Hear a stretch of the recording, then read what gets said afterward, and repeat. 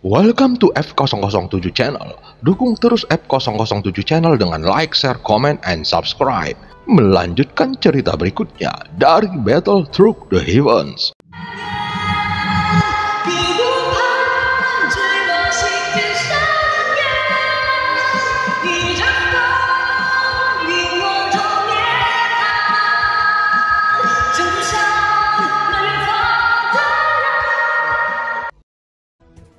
Pada part sebelumnya, setelah mengalahkan 3 hantu roh tingkat raja dan ribuan hantu roh, Xiaoyan, Xie, dan lainnya pergi menuju baris ketiga medan perang. Dan di sepanjang jalan, Xiaoyan melihat banyak mayat dari tentara Sensi yang membuat hatinya bergetar.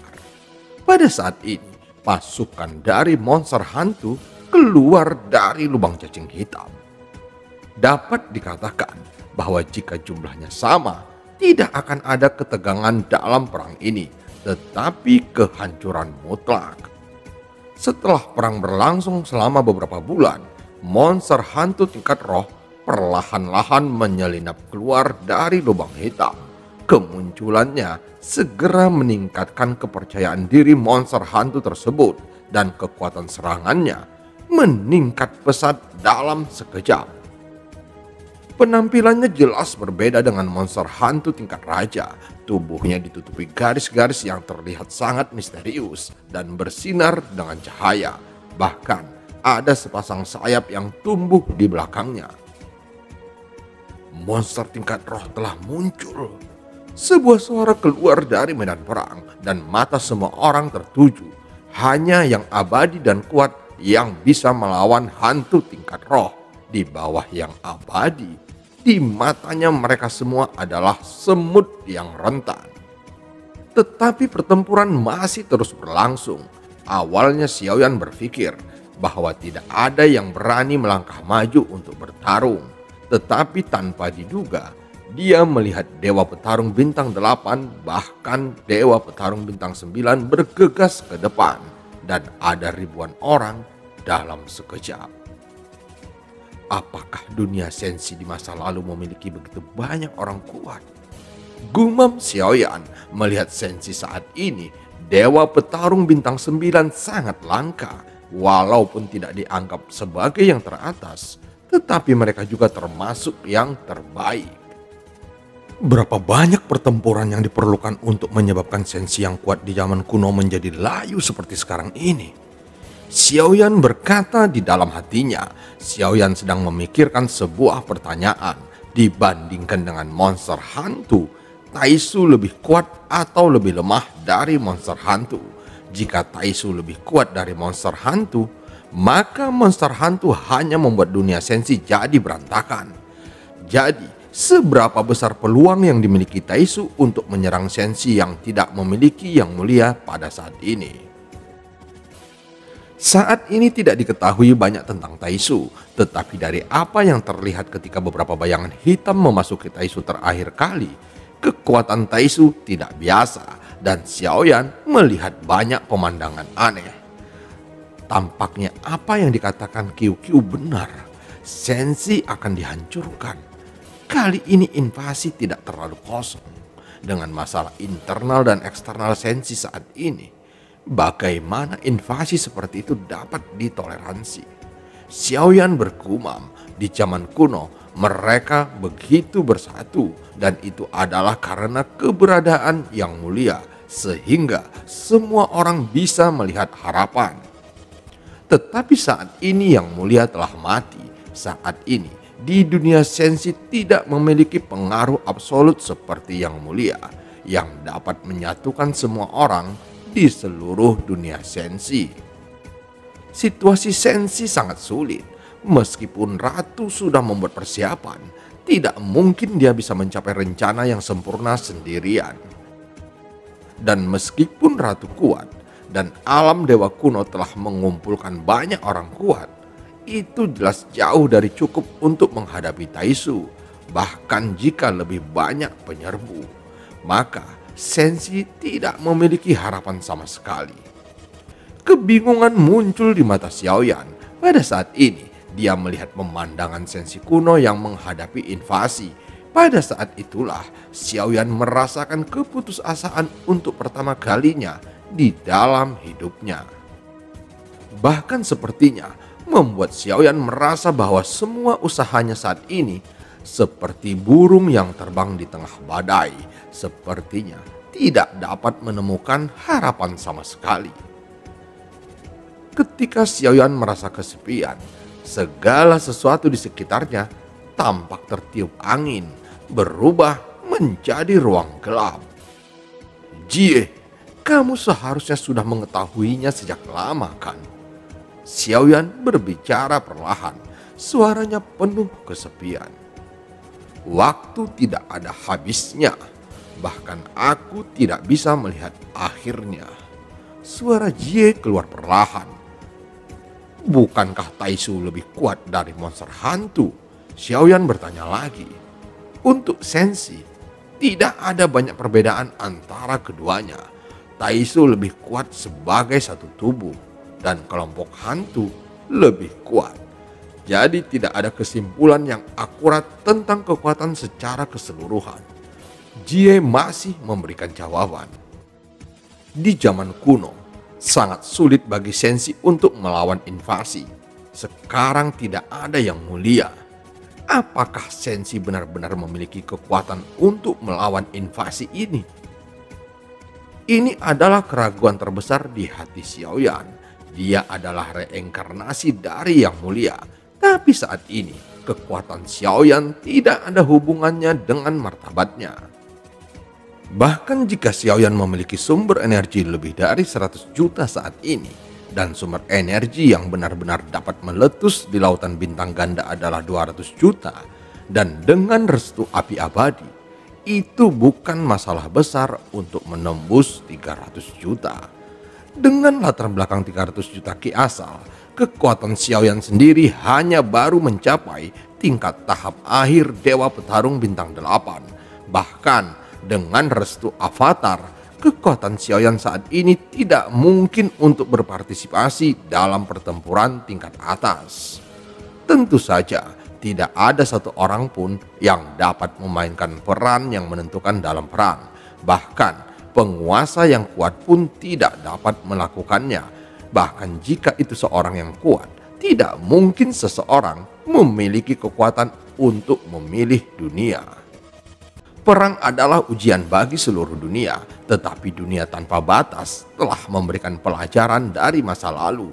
Tidak peduli seberapa kuat dunia ini, jika naga tidak memiliki pemimpin dan tidak dapat bersatu melawan musuh, akhirnya pasti akan musnah juga. Sensi saat ini, aku dapat memberitahumu dengan jelas bahwa era Bijun sebenarnya lebih kuat. Sosok halus Jie muncul dan suaranya menyebar perlahan. Xiaoyan memandangi Jie yang melayang di depannya dan tidak bisa melihat penampilannya dengan jelas. Tapi itu memberi Xiaoyan perasaan dejavu. Itu bukan seperti satu orang, tapi seperti banyak orang. Sensi tidak selemah yang kamu bayangkan. Tentu saja dia tidak sekuat yang aku katakan.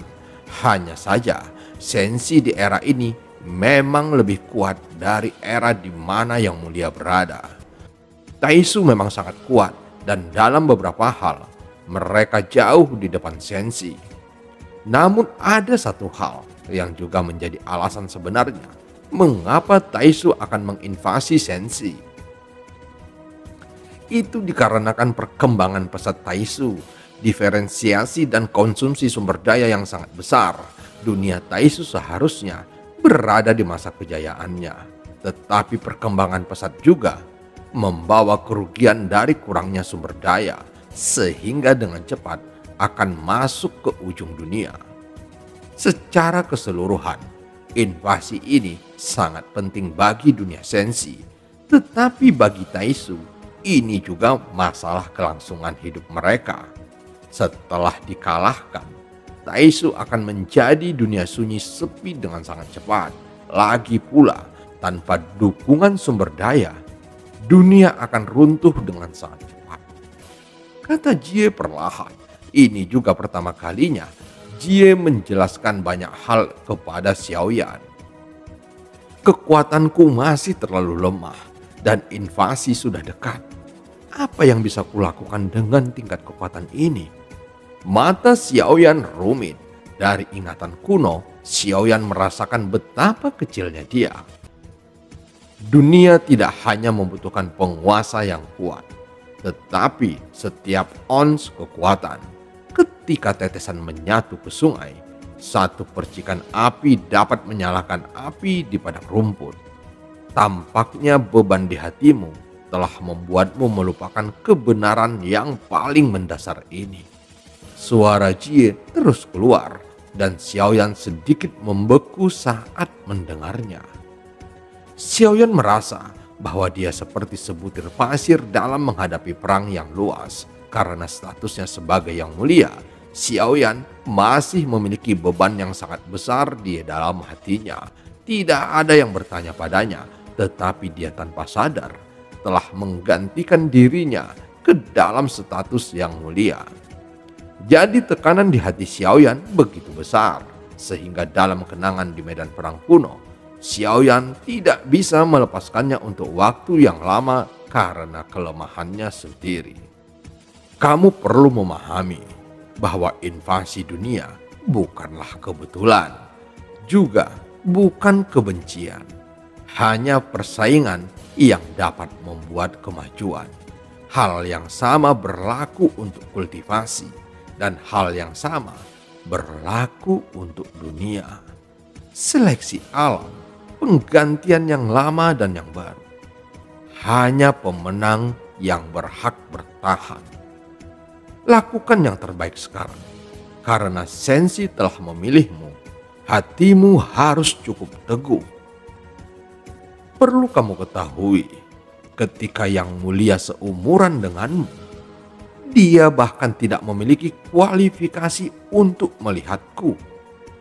Jie berkata lagi, dan mengikuti kata-kata Jie, tatapan rumit di mata Xiaoyan berangsur-angsur menghilang, seolah-olah dia telah membiarkannya begitu saja. Alasan mengapa Jie bisa mengatakan begitu banyak adalah untuk menstabilkan keadaan kacau pikiran Xiaoyan. Junior mengerti. Terima kasih senior Jie. Xiaoyan mengatupkan kedua tangannya. Kegelisahan di hatinya berangsur-angsur mereda saat ini. Xiaoyan terlalu banyak berpikir. Sebenarnya ada beberapa masalah yang tidak perlu terjadi. Itu tidak berdasar. Yang harus dilakukan sebenarnya sangat sederhana. Para prajurit datang untuk menutupi air dan tanah. Xiaoyan telah bekerja cukup keras dalam kultivasi. Jika perang benar-benar pecah, menghitung semua avatar miliknya, kekuatan Xiaoyan akan mencapai tingkat yang belum pernah terjadi sebelumnya. Xiaoyan sebenarnya memiliki avatar keempat yang tersembunyi di balik bayang-bayang di dalam cincinnya, dan itu adalah tubuh fisik dari Taisu. Tubuh fisik dari Taisu ini dapat dikandung kapan saja, tetapi Xiaoyan selalu khawatir. Jadi jika ini bukan situasi yang ekstrim, Xiaoyan tidak akan menggunakan avatar Taisu yang sedang dikandung untuk saat ini. Semakin lama waktu kehamilan, semakin kuat kekuatan tubuh fisik ini, dan itu bisa mencapai tingkat di atas avatar dewa asli. Jika dia dapat menerobos ke dewa petarung bintang 9 di alam Suanyin ini dan memiliki energi sumber yang cukup, maka dimungkinkan untuk mengontrol 4 avatar pada saat yang bersamaan. Senior Jie, aku punya pertanyaan yang lain. Apakah Jiu Ying berasal dari dunia sensi? Xiaoyan tidak lagi khawatir tentang invasi Taisu ke sensi. Xiaoyan sudah menyadari bahwa beberapa hal berada di luar kendalinya. Sebelum membawa Jiu Ying, Xiaoyan hanya ingin mengetahui beberapa informasi tentang Jiu Ying pada Jie. Jiu Ying, maksudmu cacing berkepala 9? Kata Jie. Di mata Xiaoyan, Jiu Ying yang sangat kuat sebenarnya adalah serangga di mata Jie. Xiaoyan mengangguk dengan senyum masam.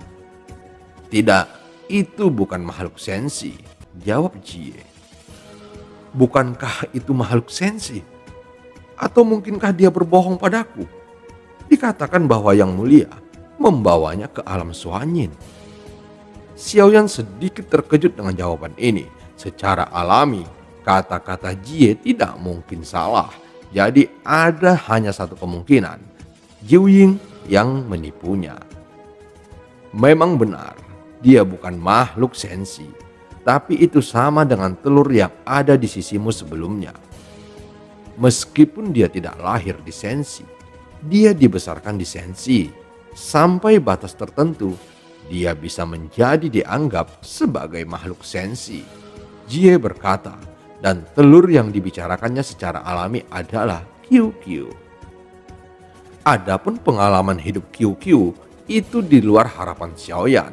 Xiaoyan telah menduga bahwa QQ mungkin sejenis monster yang kuat, tetapi dia tidak pernah berpikir bahwa QQ akan menjadi putri ketiga dari dunia Taisu. Satu adalah dunianya sendiri, dan yang lain adalah mitra dengan semua emosinya. Namun perang ini tidak dapat dihindari dan QQ akan terjebak di dalam dilema.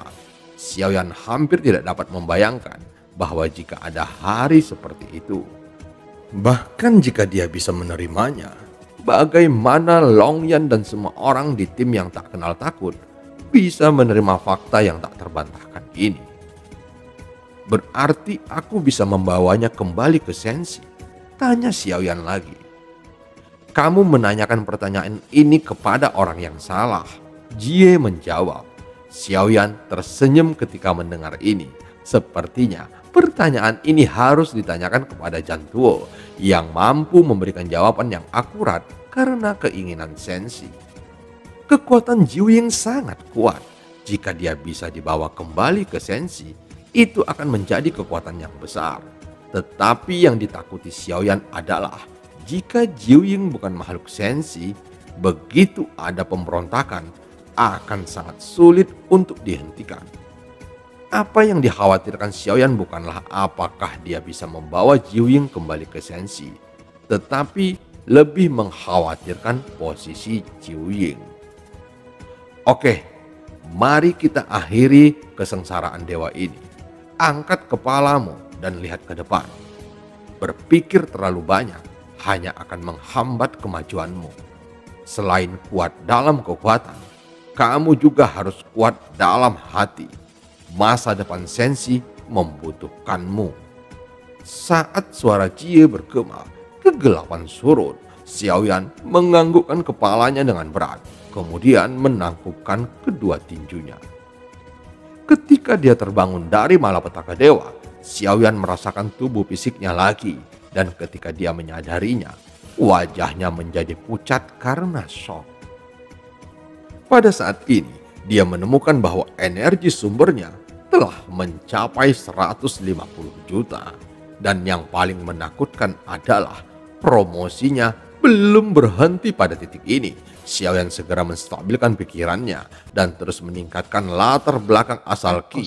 Menurut kecepatan ini, dia menerobos ke 200 juta dalam satu gerakan, mencapai tahap tengah Dewa Petarung Bintang 8. Xiaoyan sangat gembira jika dia bisa menembus ke tahap tengah Dewa Petarung Bintang 8. Rasanya tidak sia-sia Xiaoyan menghabiskan 3 tahun di sini melawan Valkyrie bersayap hitam. Dia duduk bersila di dalam kegelapan. Air hujan ungu menampar sisi Xiaoyan, tetapi sebelum menyentuh tubuh Xiaoyan, air hujan menguap sepenuhnya sehingga jika dilihat dari kejauhan, sosok Xiaoyan seperti berada dalam lapisan paket gas putih. Lautan Qi asal dan bintang-bintang di pembuluh darahnya mengembun dengan kecepatan yang sangat cepat. Ini adalah kekuatan misterius dari 33 alam. Xiaoyan perlahan membuka matanya, kemudian dia menghirup udara yang panjang. Ada cahaya terang di matanya dan dia bergumam di dalam hatinya. 240 juta. Selain lautan bintang ganda Xiaoyan dan latar belakang 240 juta sumber Qi, latar belakang sumber Qi yang benar-benar dapat diledakkan oleh Xiaoyan akan berlipat ganda mendekati 500 juta. Itu adalah sumber energi yang hanya dimiliki oleh puncak dewa petarung bintang 8. Jika 10 api abadi absolut ditambahkan, maka sumber energi yang dapat diledakkan Xiaoyan saat ini akan langsung mendekati dewa petarung bintang 9. Xiaoyan sudah sangat puas dengan ini, tidak hanya berhasil menembus dewa petarung bintang 8, tetapi juga langsung menembus ke tahap menengah dalam satu gerakan. Xiaoyan mengangkat kepalanya dan mau tidak mau melihat ke kejauhan. Dia tidak tahu apakah ada Valkyrie bersayap hitam lagi di sini. Jadi Xiaoyan berencana untuk terus menjelajahinya. Tetapi sebelum itu, Xiaoyan mengeluarkan sayap hitam Valkyrie di telapak tangannya. Sepertinya dia sudah lama tidak menggunakan sayapnya. Sayap hitam Valkyrie ini bukan tandingan kekuatan Xiaoyan yang terus meningkat, tetapi Xiaoyan telah melihat kekuatan tempur yang kuat meletus dari Valkyrie bersayap hitam.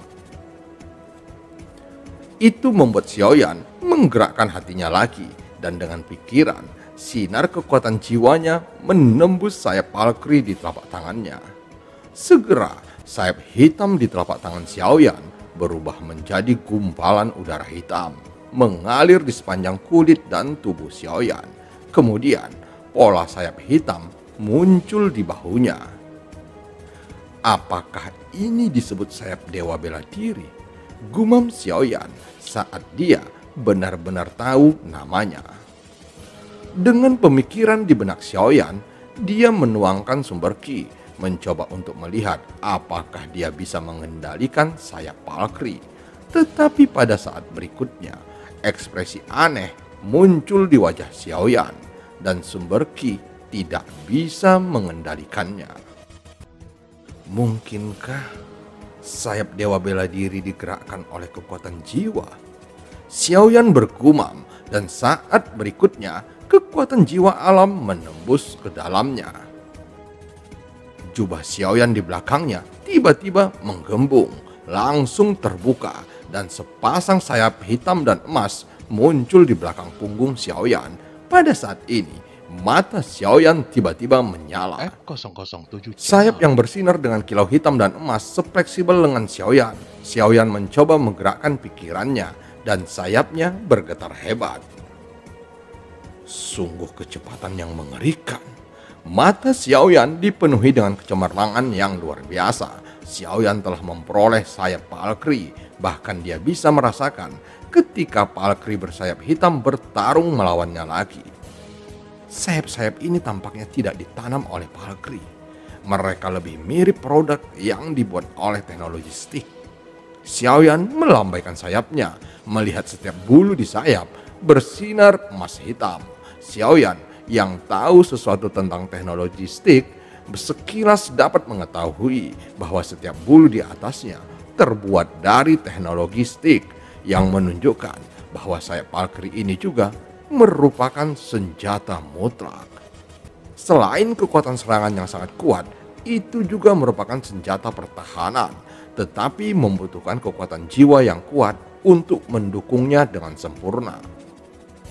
Setelah beberapa saat, sayap di belakang Xiaoyan menghilang dan muncul kembali sebagai tato di punggung Xiaoyan. Meskipun sayap Valkyrie sangat kuat, ini menghabiskan banyak kekuatan jiwa, kata Xiaoyan dengan senyum masam. Dengan mengatakan ini, membuktikan bahwa bahkan kekuatan jiwa alam Xiaoyan tidak dapat menggunakan sayap Valkyrie untuk bertarung dalam waktu yang lama. Untungnya ada avatar kaisar klan pemakan jiwa.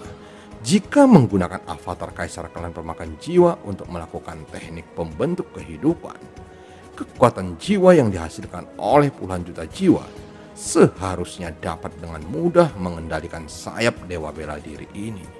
Xiaoyan berpikir di dalam hatinya. Xiaoyan berdiri perlahan dan melihat ke kejauhan di ruang redup. Xiaoyan tahu bahwa pasti ada keberadaan yang lebih kuat di depannya. Karena kamu telah memilih untuk datang ke sini, kamu seharusnya tidak keberatan. Xiaoyan bergumam sendirian, dan setelah berbicara, tubuhnya tiba-tiba bergerak dan terus merengsek ke depan. Kemajuan Xiaoyan yang terus berlanjut tampaknya melebihi ekspektasi dari sosok-sosok yang memperhatikannya. Pada saat ini, sosok misterius di puncak gunung mengubur Valkyrie bersayap hitam menjadi puncak gunung. Matanya tertuju ke utara dan ada warna aneh di matanya. Bocah ini mengalahkan Hei dalam 3 tahun. Bahkan di tahun-tahun itu, orang itu tidak dapat melakukannya dalam waktu sesingkat ini. Sosok misterius menghela nafas. Tapi tampaknya dia lebih serakah darinya. Sayap hitam seharusnya menjadi yang paling lemah di antara yang ungu, putih, dan emas. Valkyrie sayap ungu ini bukanlah lawan yang bagus untuknya. Dan film pun berakhir. Sampai ketemu di part selanjutnya.